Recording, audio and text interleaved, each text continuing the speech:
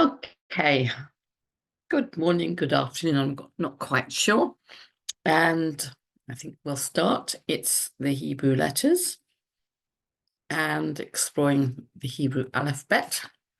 And if my computer will allow me, we will find out that we're on the very, very last letter of the Hebrew AlefBet. Aleph, Bet, Gimel, Dalet, Hey, Vav, Zayin, Het, Tet, Yod, and then Kaf, which also has this final suffix version, Lamed, Mem, which has a final suffix version, Nun, which has a final suffix version, Samech, Ayin, Pei, which has a final suffix version, Sadi, which has a final suffix version, Kuf, Resh, Shin, and today we're doing Tav, the very last letter. Tav, which is written in various ways, of course, is spelt in various ways too. It tends to be Tav, but some people go Tav and some Taf. Tav is the 22nd letter. It's the final letter of the consonants, the Hebrew alphabet. It's made of consonants from Aleph to Tav. And its numerical value is 400. As I've said before, up to 10, it's in digits, and then it goes into tens, 10, 20, 30, 40, up to 100. And then the last few go 100, 200, 300, 400. And this is the last letter, so it's 400. It's a double letter, and there are 7 double letters in all. We'll look at it again at the end. Tav usually is pronounced T, as if it's got a dot, a dagesh in it. Without the dot, it's usually pronounced S, but that's mainly amongst Ashkenazim. So you'll hear Ashkenazim people, Jews, talking, using this letter as a S, and the rest, and modern Hebrew, using it as a T. So it is a double letter, but most people only use it as a T now.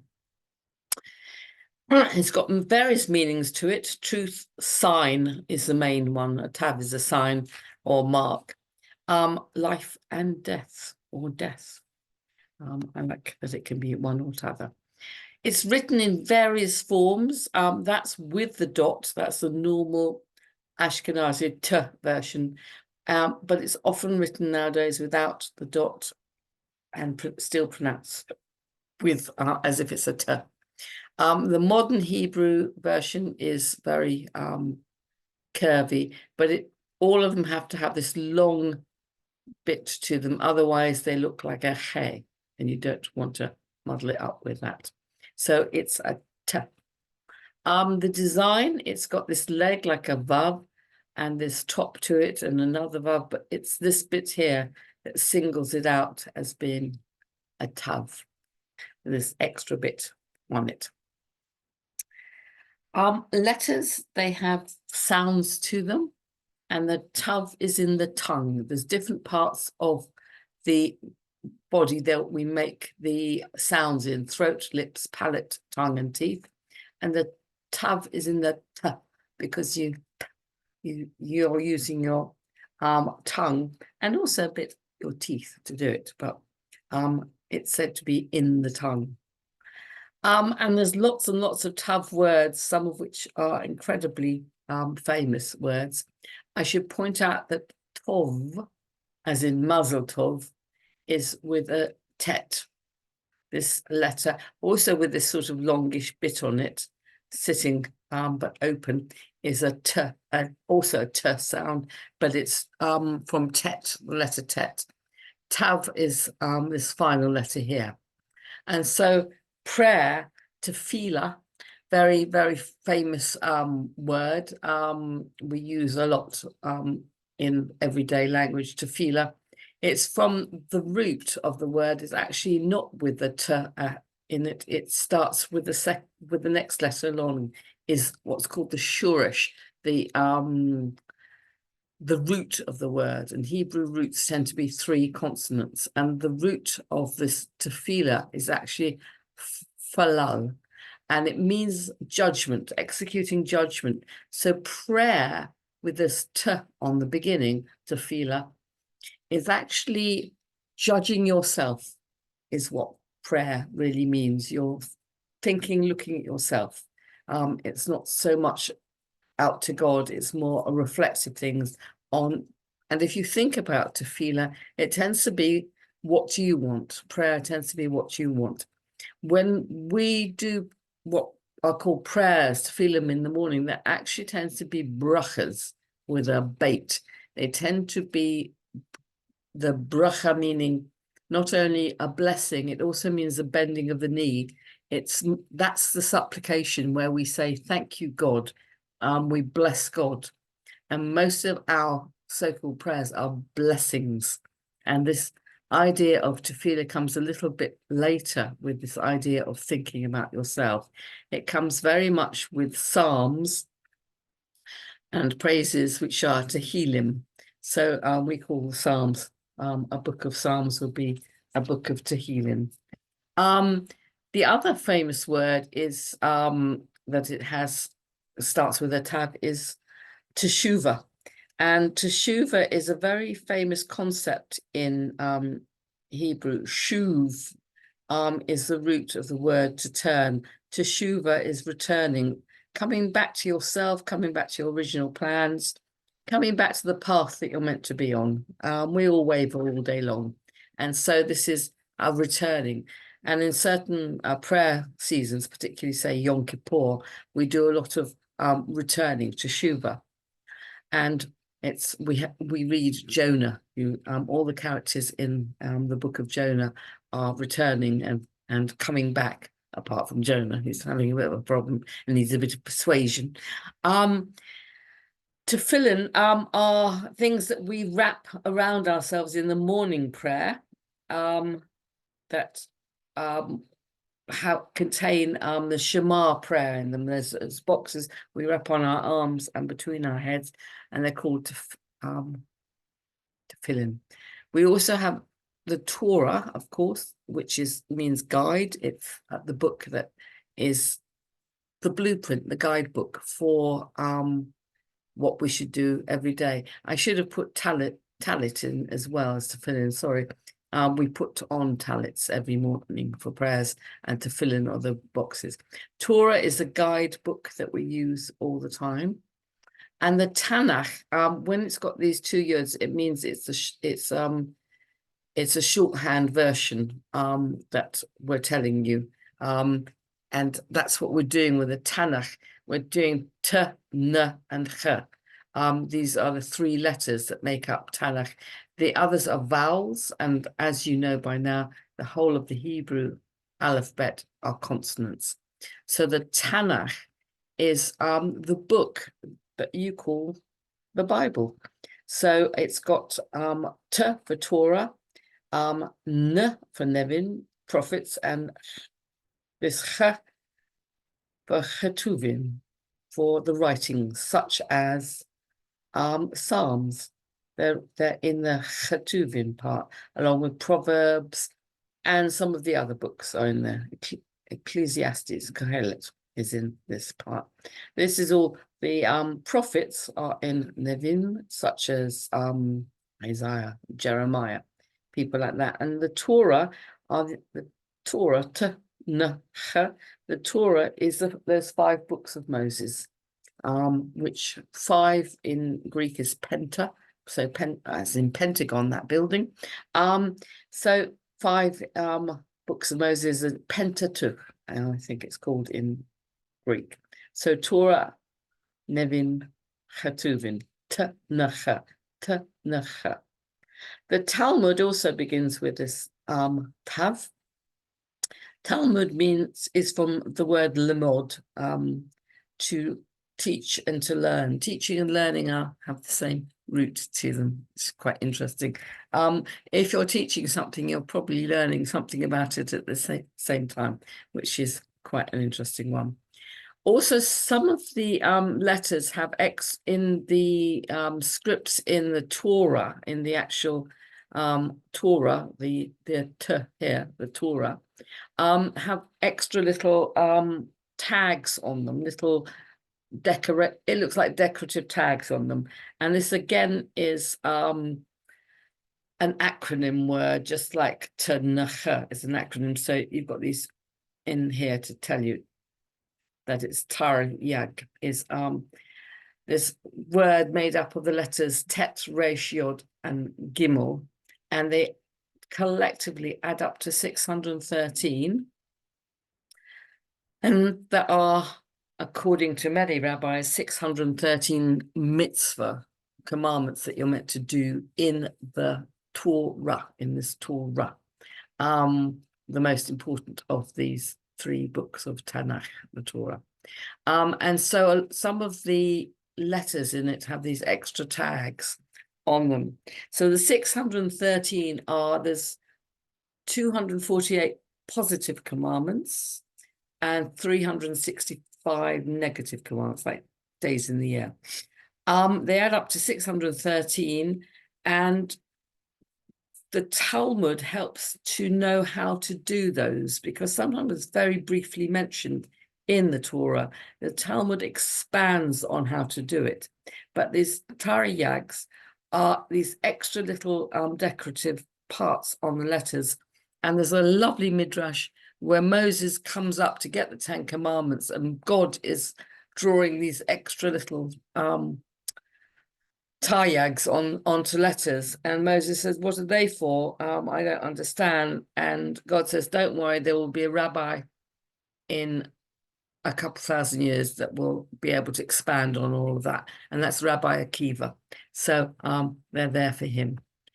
Tikkun is a very, very important idea in Judaism. It's about fixing the world. Tikkun olam, fixing the universe.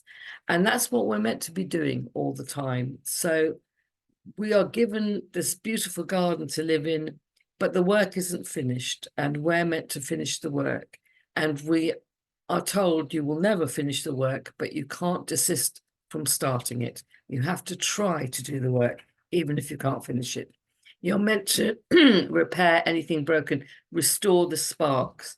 So this morning I was talking about eating, and you're meant to restore the sparks when you're eating. You don't eat just for pleasure, which is perfectly okay.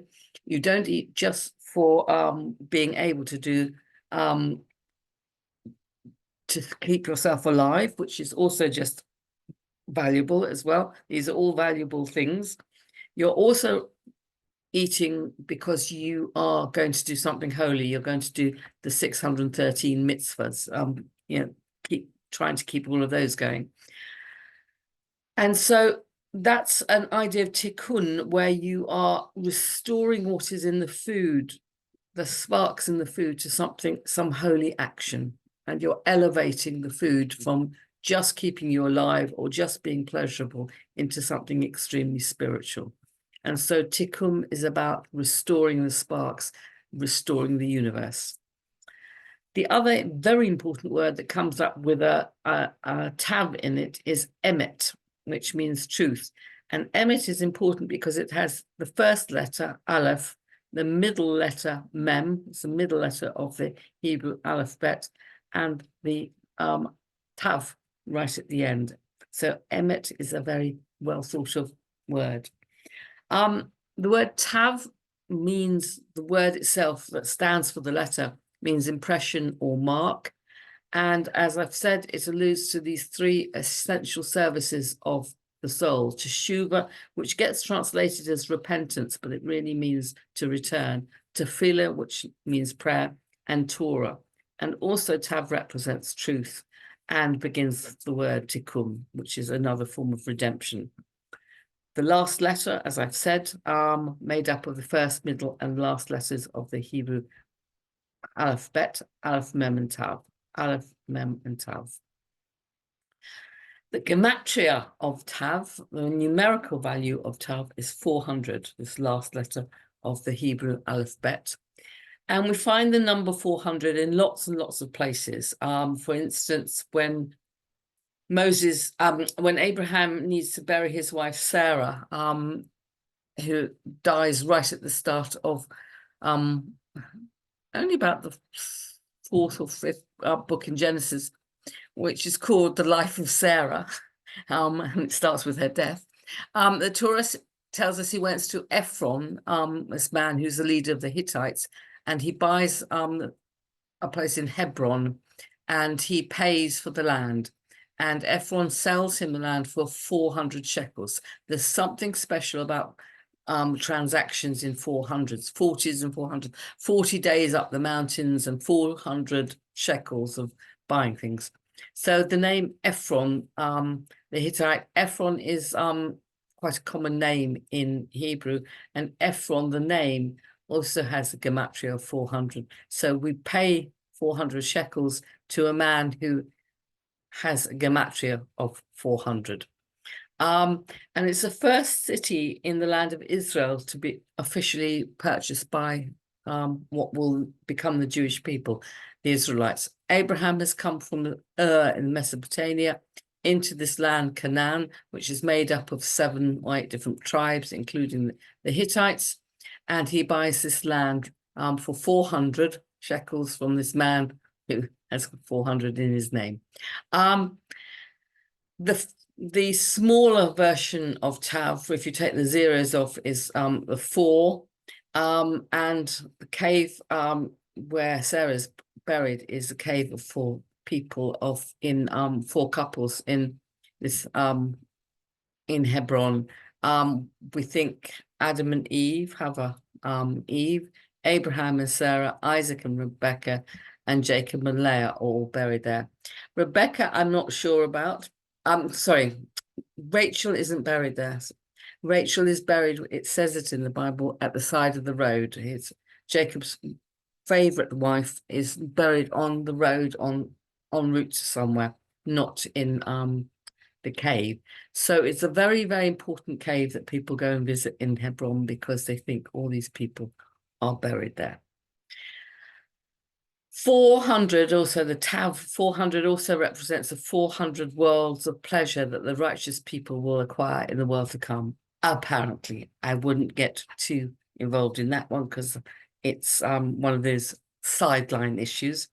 The land of Israel, according to the dimensions in the Torah, also measures 400 by 400 mills. A mill is approximately 1 kilometer.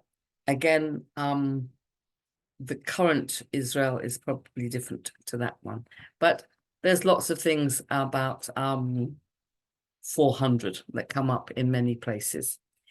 400 is also this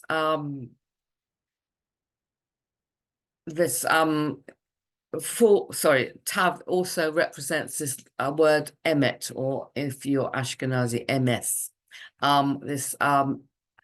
This word that's made of Aleph, Mem, and Tav.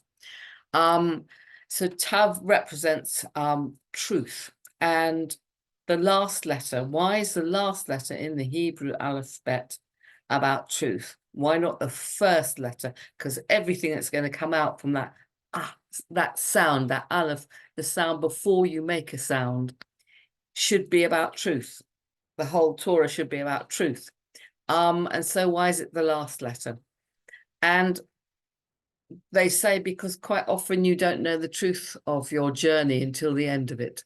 It's usually when we look backwards, we can see how we got to where we were. And so sometimes we need to have done our whole journey. People always talk about the truth of something they did and the truth of, but it's always in the past. It's very hard to be in the truth while you're traveling. So it's about being at the end of it. Why didn't they pick Aleph? It's also because humankind's ultimate destination, the culmination of all our divine service to the world, is the whole of the AlefBet, which ends with the Tav. And this truth will be unveiled in the final stages of the coming of the Mashiach, which Messiah.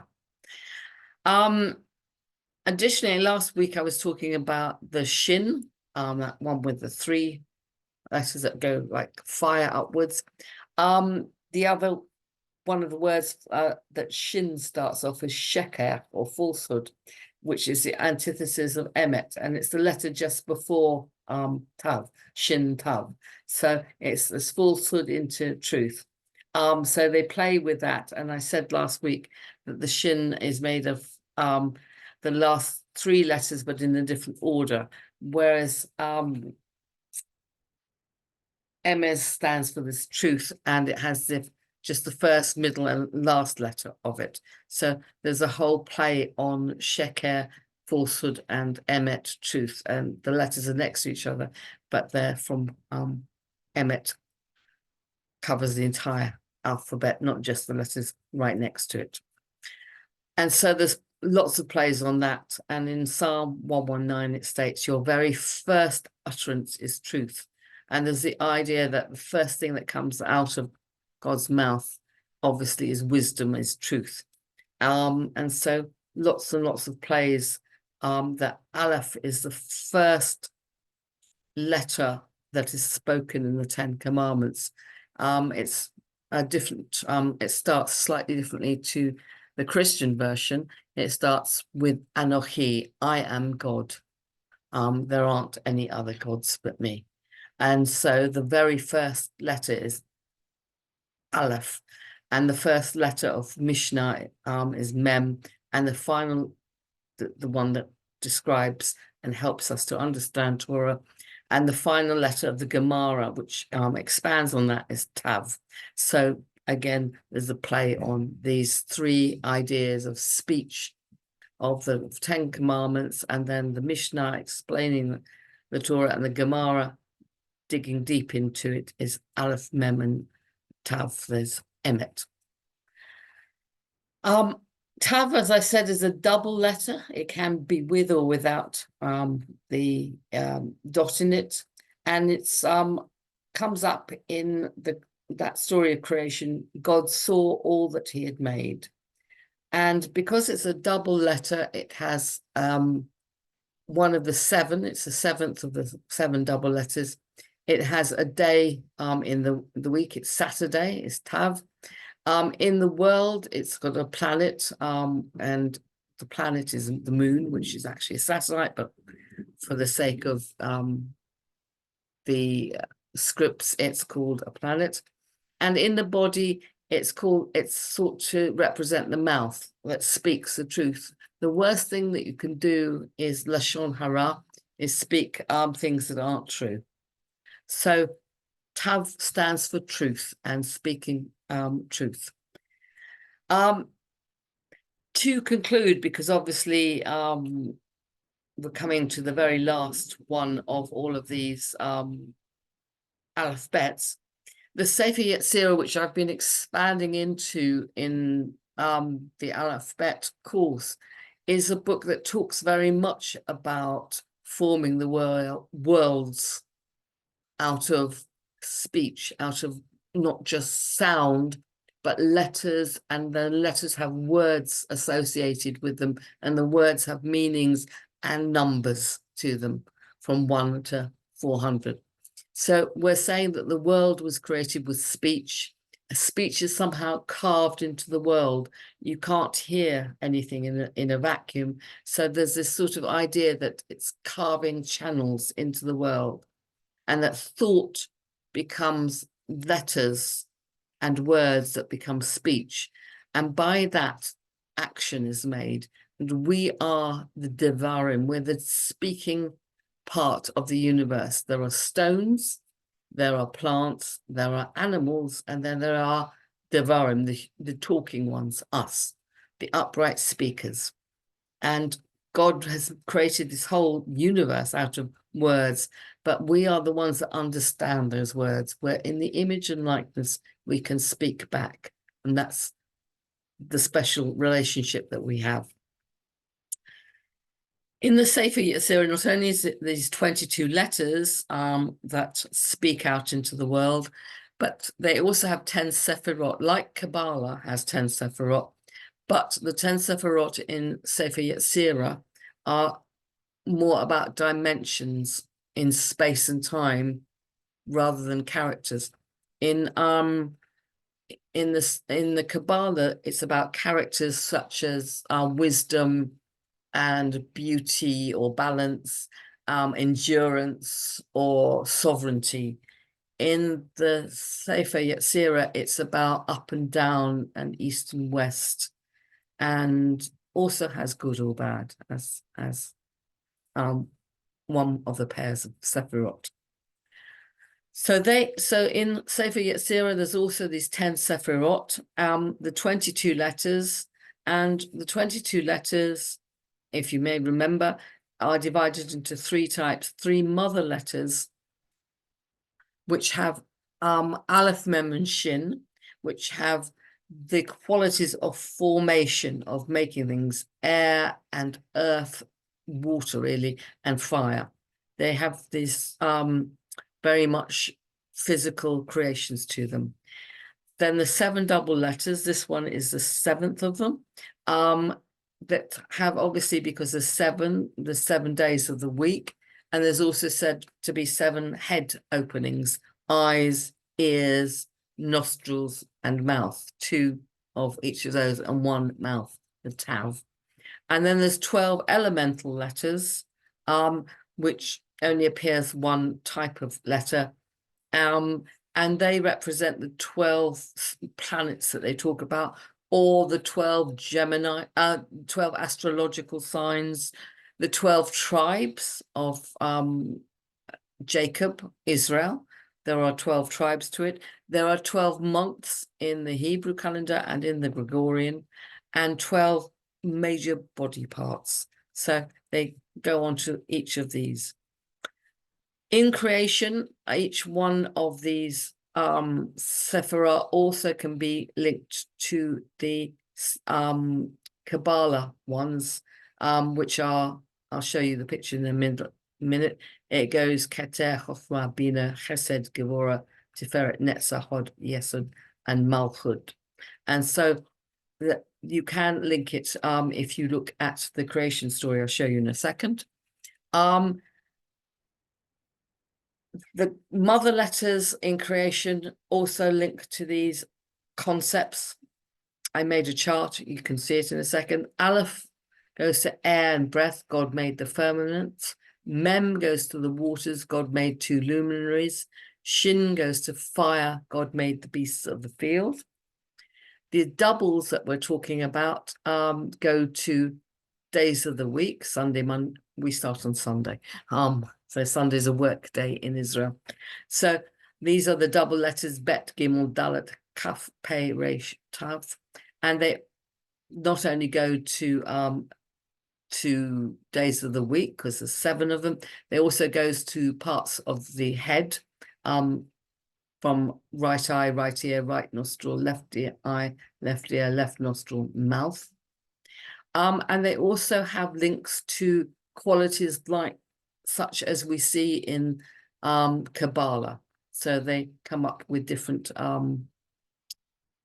qualities to them. Wisdom. Some people say wisdom, some people say life. So I put the 2 different versions that you find the most common in the Sefer Yetzirah, what they say they are. There's also in some versions that these 7 double letters also link to different parts in the universe, space and time, and different types of qualities as well. You can see it. I'll leave it on. It's all recorded. The 12 elemental letters are these 12 here: He, Vav, Zayin, Chet, Tet, Yud, Lamed, Nun, Samech, Ayin, Sfadi, and Kuf. And so, of course, they link to parts of the what we would call astrological signs. In Hebrew, they link to months, like they would to 12 months in the English calendar or the Gregorian one.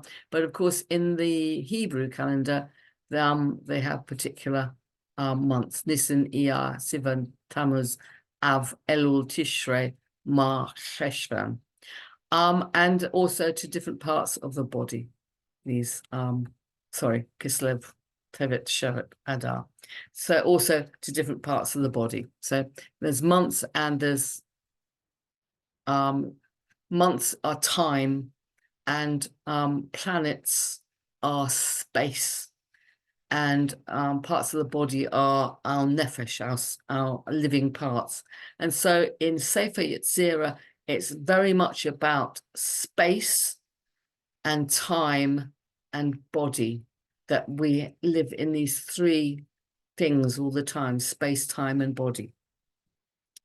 In Kabbalah, it's slightly different. It's got the 10 Sephirot, but they give them qualities to them. These 10 channels through which the 22 letters also are activated. So there are lots and lots of books if you want to know more. I can only give you the sort of outline of it. Sorry, I seem to have written the same thing again. This is the version that I put together with all the 32 sayings that make the universe right at the beginning of Genesis. These are the 32 sayings that make the universe, and they're related to the 10 Sephirah, the 12 elementals, the 7 double letters, and the 3 mother letters. So all the way down, you'll find how they're linked together. And I've tried to do that each week to try and make sure that you can link all the things that I've been saying in these previous explanations of where they come from and what they mean. They all end up in these 32 speeches into the universe, because it's only God there at the start saying what's going on in the universe. So I'm going to end this very last session with a meditation, as usual for us. This is the last letter of the Hebrew AlefBet. And so I thought it would be nice to end with a very nice meditation just about Tav, about Emet, about truth. And so we shall end by just taking a couple of nice deep breaths in and out. And relax into our seats and feel comfortable in our bodies, in our space. This is our space. You're in your space, and your body is also your space. And the time that you're in is also your time.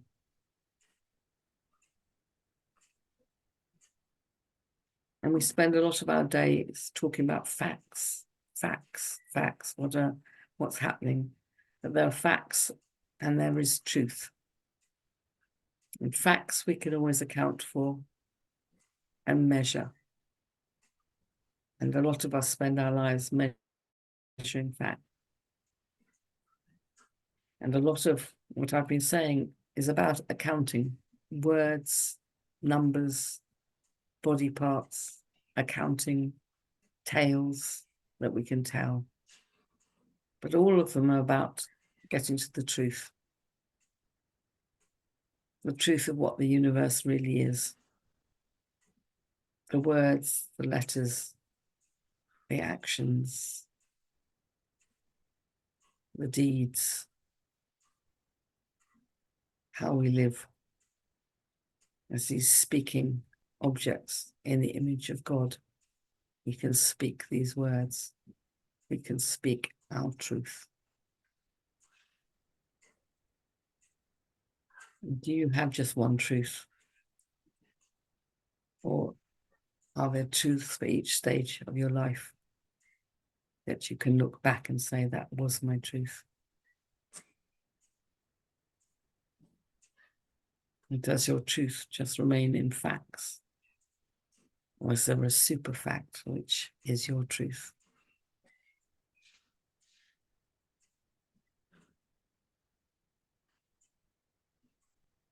The truth, that very, very hard thing to reach.